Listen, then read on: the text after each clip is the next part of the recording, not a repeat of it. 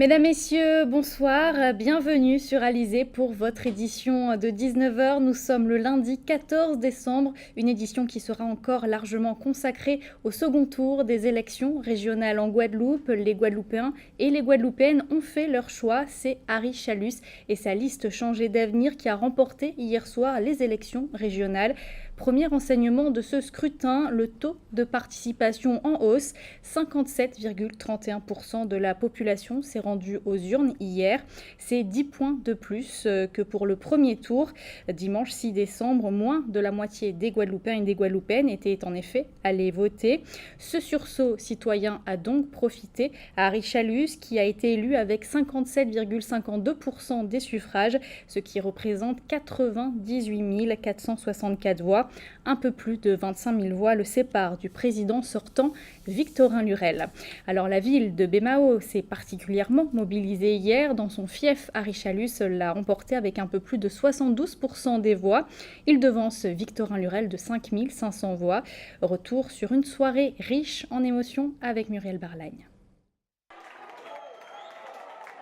Peu après 21h, Harry Chalus fait son apparition au bureau de vote numéro 1, installé à la bibliothèque multimédia Paul Mado. À cette heure de la soirée, la tendance se confirme. Il est en tête des élections régionales dans tout le département. Les résultats définitifs de la commune de Baie-Mahault viennent de tomber. Comme dans toute la Guadeloupe, les votants ont été plus nombreux qu'au premier tour et c'est pour lui qu'ils ont massivement voté.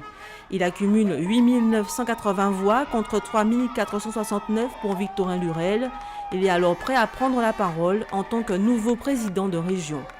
Mes chers amis, l'élection régionale est désormais derrière nous. Au président Lurel, je souhaite exprimer des sentiments personnels de solidarité et même fraternelle. Nous sommes tous des Guadeloupéens et pour cette raison, j'appelle et j'ai toujours appelé à la réconciliation de tous les Guadeloupéens.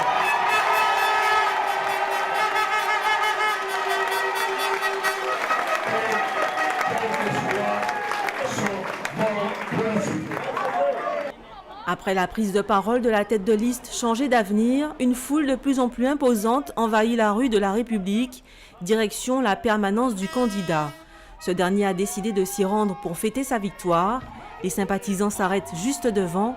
La musique retentit, des cris de joie éclatent. Harry Chalus le promet, l'une de ses priorités sera d'organiser bientôt une fête pour toute la population, même si l'heure est déjà aux choses sérieuses. Déjà, l'audit de la région, parce que nous allons, quelque part, nous savons pas ce que nous allons trouver. Par la suite, redonner confiance au personnel de la région, car comme je le répète souvent, nous élus, nous sommes là pour mettre en place le programme que nous avons proposé à la population, que la population aujourd'hui a accepté, mais ce sont les techniciens qui mettent en musique ce programme. Et nous ferons tout pour réussir. Quelques colistiers sont venus célébrer l'événement, la victoire de toute une équipe qui, selon certains, a fait la différence avec son programme. C'est vrai que nous avons eu une campagne avec beaucoup de calomnies et beaucoup de mensonges et je pense que les Guadeloupéens n'ont pas apprécié ce comportement. Ils ont apprécié plutôt les discours d'Harry Chalus et la liste Changer d'avenir, qu'ils étaient plutôt dans les programmes, dans les propositions faites à la population. Et donc dans ce cas-là, la Guadeloupe a compris et la Guadeloupe a décidé. Les résultats complets des élections tombent peu avant 22h. Avec 98 464 voix, Harry Chalus devance Victorin Lurel de 25 743 voix. Ça y est, c'est officiel. Il est le président du conseil régional de la Guadeloupe. Dehors, la soirée ne fait que commencer. Et l'ambiance était également électrique hier soir aux Abîmes. Souvenez-vous, la ville avait créé la surprise au premier tour avec Harry Chalus qui était arrivé en tête alors qu'Éric Jalton se trouvait sur la liste de Victorin Lurel. Même scénario hier soir pour le deuxième tour. Harry Chalus l'emporte aux Abîmes avec plus de 3000 voix d'écart. Le reportage d'Anne-Elisabeth Artsen et de Patrick Curie. La ville des Abîmes confirme donc son choix du premier tour et conforte de ce fait la victoire de Harry Chalus avec 57,90% des suffrages exprimés contre 42,10% pour Victorin Lurel. La participation particulièrement élevée aux Abîmes a été de 60,94%. Éric Jalton, engagé aux côtés du président sortant durant sa campagne, reconnaît cette défaite et souhaite bon vent à l'équipe gagnante. Forcément, la défaite est générale sur l'ensemble de la Guadeloupe. Voilà, donc, y compris aux Abîmes. Il y a eu l'effet Chalus qui a joué, comme l'effet Lurel avait joué en 2004 et 2010. Maintenant, aux Abîmes et en Guadeloupe, je félicite M. Chalus et sa liste pour leur victoire. Et je note que Lurel a été sans doute, Lurel aussi, pour sa belle performance, malgré l'usure du pouvoir. Une forme de volonté de changement, un peu toujours classique de la population. De son côté, le directeur de campagne de Harry Chalus savoure ce succès. Très satisfait. Nous avons mené un combat difficile avec peut-être peu de moyens, mais nous avons réussi quand même à faire l'essentiel, c'est de battre Éric Jalton. Il s'est investi personnellement aux côtés de Victorien Lurel. Il était 3e sur la liste, il est député maire et nous avons réussi à le battre sur son terrain. Donc face à ces moyens, on n'avait pas autant de monde, mais la quantité ne fait pas forcément la qualité. On avait la qualité avec nous.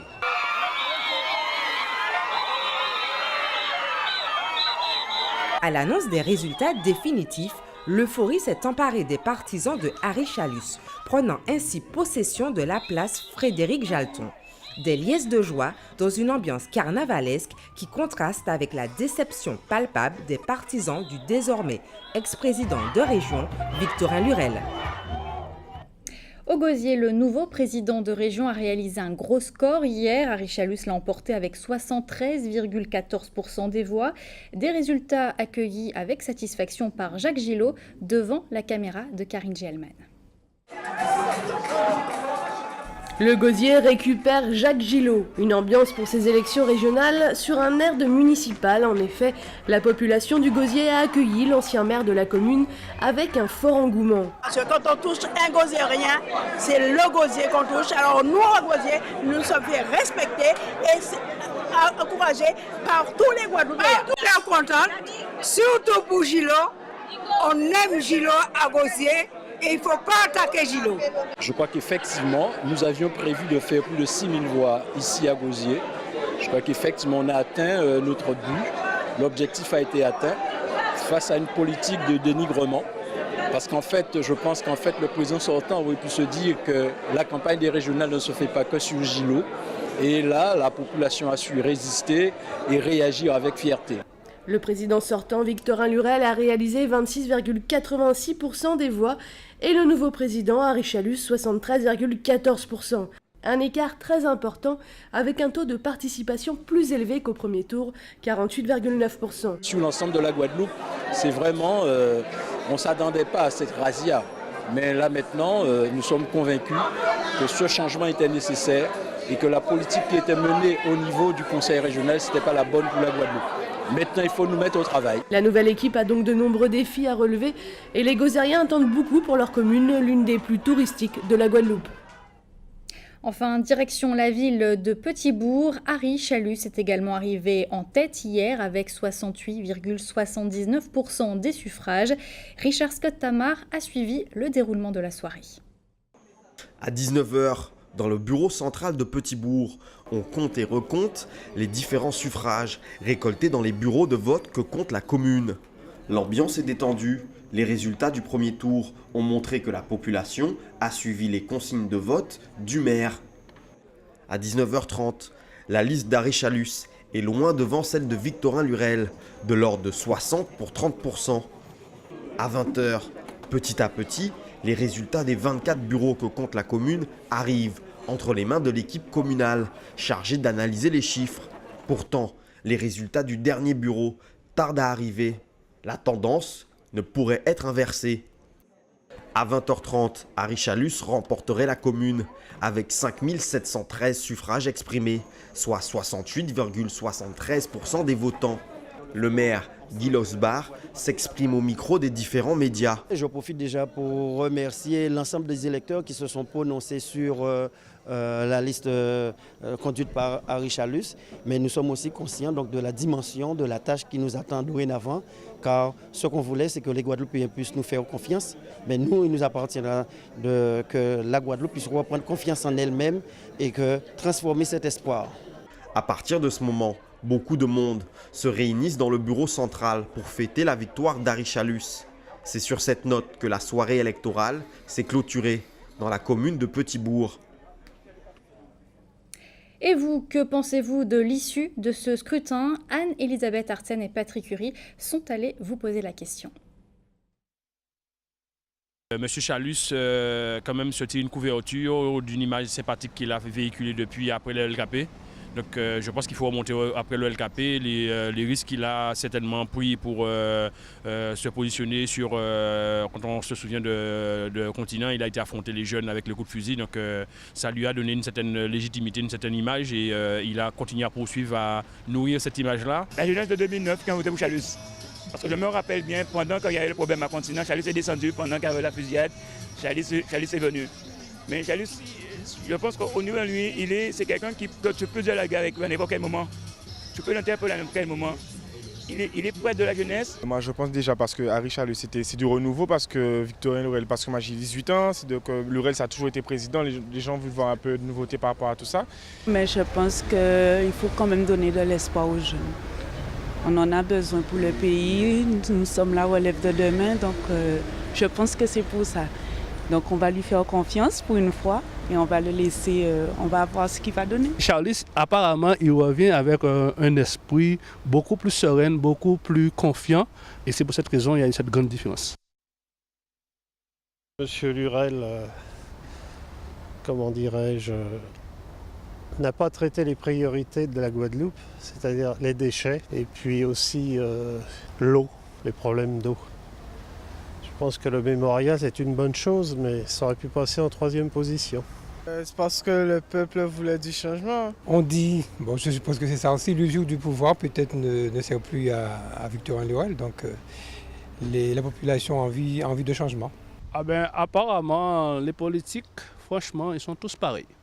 Mais comme on a vu la politique de M. Lurel était un peu mitigée dans la mesure qu'elle voulait gouverner uniquement seule, et c'est pas possible de gouverner seul parce que tu as une équipe et il faut écouter les autres. Et c'est chose qu'il fait, et lui, il le faisait pas. Je pense que Lurel, il voulait, moi, à mon avis, hein, il veut diriger le département et la région. Je pense qu'il y a la notion d'usure du pouvoir exercée par Victorien Lurel. Il y a aussi sur l'approche, je pense qu'il y a en partie les événements, les derniers événements connus sur le territoire de Marie-Galante où l'image qui a été véhiculée de l'attitude de M. Lurel a certainement eu un impact sur l'électorat. On peut comprendre que sur la région de Pointe-à-Pitre, Abîme, Marie-Galante, qu'il y a quand même fort autour de Marie-Galantais qui vote, donc qui soit dans une vote sanction sur ces régions-là contre le président Lurel. Et notez que c'est sur l'île de Marie-Galante justement qu'Arichalus a fait ses plus gros scores hier, avec notamment plus de 78% à Saint-Louis. Du côté du camp Lurel, comment explique-t-on cette défaite avec autant d'écart de voix? Élément de réponse avec Karine Gielman. Erreur de campagne dans l'entre-deux-tours. Si la défaite était envisagée dans le camp de Victorien Lurel, un tel écart entre les deux candidats a surpris l'équipe du président sortant. Le temps aujourd'hui est à l'interrogation. Eh bien, l'une des erreurs, c'est que notre candidat avait une équipe, une majorité régionale qui était très proche de la population, qui pratiquait la proximité et apparemment, ça ne s'est pas suffisamment vu. On n'a pas suffisamment mis peut-être aussi en valeur les nombreuses réalisations. Peut-être que c'est un peu dans la campagne qu'elles sont apparues, alors qu'effectivement, ça fait déjà plusieurs années que la région Guadeloupe travaillait efficacement. Et je crois que la campagne a commencé très tôt également, ce qui a fait que les troupes sont peut-être arrivées dans les 2 semaines charnières un petit peu fatiguées. Et puis en fait, je crois qu'il y a eu de part et d'autre un peu trop peut-être... je dirais de virulence, certains propos, certaines caricatures. Donc je crois que le message qui a été envoyé, c'est un message de, faites de la politique de façon très propre, faites une campagne vraiment sur des projets, des idées, et je crois que c'est ce que nous allons mettre en pratique pour l'avenir. Sûrement que ces élections, il y avait une vraie envie de changer. Les gens n'ont pas cherché à savoir ce qui s'est passé avant ce qui va se passer. Il y a eu un mélange de choses, notamment on a voulu faire croire que tout ce qui ne marche pas relève du conseil régional, c'est-à-dire la situation de la crise, ajouté avec le problème de l'eau, le problème des transports, des déchets, de la crise, je l'ai dit, et certainement voulons faire croire que le président sortant est un dictateur et que les choses étaient qu'il était éloigné de la population et qu'il ne savait pas véritablement ce qui se passait au niveau du terrain. Autre bémol, la personnalisation et la municipalisation de la campagne régionale. Il y a eu à la fois une municipalisation qui a porté ses fruits dans certains cas et qui en même temps effectivement a été un peu, comment dirais-je, hors sujet par rapport au sujet des régionales. Et c'est vrai que ça n'a peut-être pas également été aussi suffisamment appréhendé. Ma foi, il faut reconnaître, et je suis sûr qu'il le reconnaîtra lui-même, qu'Arichalus ne s'attendait peut-être pas à faire autant de scores aussi favorables dans certaines communes. Ça montre que, eh bien, au-delà d'une municipalisation, c'est une personnalisation du scrutin qui, pour le cadre des régionales, est de plus en plus souhaitée par la population et les électeurs. L'incompréhension quant au choix des électeurs est présente. Ce qu'on a souvent mis en avant, c'était le président sortant est un dictateur, il fallait changer de modèle, il fallait faire la croissance verte et la croissance bleue, ce qui se fait déjà, la solidarité, ça a beaucoup fait. Moi, ce que je regrette, c'est que paradoxalement, à cette campagne-là, j'ai eu l'impression plus, parce que nous sommes les sortants, que le candidat qui a travaillé pour le petit peuple, c'est justement Victorin Lurel. Et contrairement à ce que j'ai pu entendre aujourd'hui, c'est le candidat qui arrive, qui a gagné, qui veut travailler pour le petit peuple, mais dont sa campagne a été financée par un certain patronat et de gros patronats. Donc je ne comprends pas très bien la compatibilité. L'équipe de Victorin Lurel n'est pas en repos. Pour les adhérents au Parti socialiste, une réunion est prévue cette semaine. Et prochaine étape, préparer les présidentielles. Et notez que Victorin Lurel a décidé de siéger dans l'opposition avec 11 membres de sa liste. Le député maire des Abîmes, Éric Jalton, ainsi que Gabriel Louis Caravane devraient par contre garder leur mandat de maire et donc ne pas siéger dans l'opposition du conseil régional. Alors du côté du monde économique et du monde agricole, comment accueille-t-on ce changement à la tête de notre région? On fait le point tout de suite avec Muriel Barlagne. On estime à 42 000 le nombre des très petites entreprises en Guadeloupe. C'est 97,3% du tissu économique. Ces structures souhaitent développer un véritable partenariat avec le conseil régional. Elles ont de nombreuses propositions à faire pour aller dans le sens du changement qu'elles appellent de leur vœu. Nous avons de vrais sujets aujourd'hui. D'abord sortir de la dette sociale et nous avons déjà un projet avec la région Guadeloupe pour accompagner les TPE à sortir de la dette sociale avec les régions Caisse des dépôts et consignations. Nous avons aussi de vrais sujets sur le développement économique, revoir le modèle de financement de nos entreprises, faire en sorte que les fonds alloués par la BCE aux banques au profit des TPE-PME, que ces trucs-là que nous voyons la couleur. Donc la région Guadeloupe devrait être un vrai partenaire de la Fédération des petites entreprises pour effectivement sortir de difficultés de nos entreprises. Nous souhaitons aussi revoir un peu, parce qu'il est question pour nous, dans la programmation FTPE, de doter la Guadeloupe d'une base de données s'agissant des TPE. Donc ça aussi, c'est des sujets qui vont intéresser la région Guadeloupe. De leur côté, les agriculteurs ont eux aussi des dossiers en cours sur lesquels ils comptent rester vigilants. Le dossier de la calamité sécheresse, que nous avions commencé en bonne voie, qui même a eu des retours au niveau de la DAF. Donc aujourd'hui, on sera très réactif sur les résultats avec la région, notamment l'aide sur la calamité. Il y a d'autres dossiers aussi qu'on suit tout particulièrement, hein. C'est le dossier au niveau de la canne. Donc là, ce sera sur le tonnage, sur la prime bagasse, mettre en place aussi le redémarrage de la coupe des cannes pour cette saison, enfin la saison prochaine.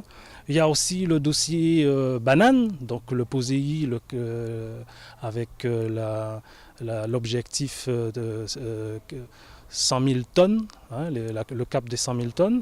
Donc là aussi, nous serons très réactifs. La Fédération des syndicats d'exploitants agricoles regroupe 4 000 adhérents sur environ 7 500 agriculteurs en Guadeloupe, toutes filières confondues. Tous ces professionnels souhaitent une meilleure cohésion entre l'État et la région pour avoir une chance de voir redémarrer leur affaire. Et voilà donc ce que l'on pouvait dire sur ce second tour des élections régionales. Henri Chalus qui devient donc le 5e président de notre région et sera investi ce vendredi aux côtés des 40 conseillers régionaux. En Martinique, les électeurs étaient appelés à élire leurs conseillers territoriaux hier. C'est Alfred Marie-Jeanne et sa liste Grand Semblé pour Bapéia en Chance qui a récolté le plus de suffrages. 54,1% des Martiniquais ont accordé leur voix à cette liste qui avait fusionné à l'issue du premier tour avec celle de Yann Monplaisir. Serge Letchimy, le président sortant, est donc battu après avoir été 5 ans à la tête de la région Martinique. Enfin, en Guyane, on votait également hier pour élire des conseillers territoriaux. C'est Rodolphe Alexandre, président de la région Guyane, qui l'emporte avec 54,5% des suffrages devant Alain Tienlong. Je vous propose à présent de faire le tour de l'actualité dans notre grande région de la Caraïbe. Karine Gelman nous parle ce soir du tourisme médical en Jamaïque, mais aussi de Curaçao qui devient une destination touristique de plus en plus prisée. Voici la Minute Caraïbe.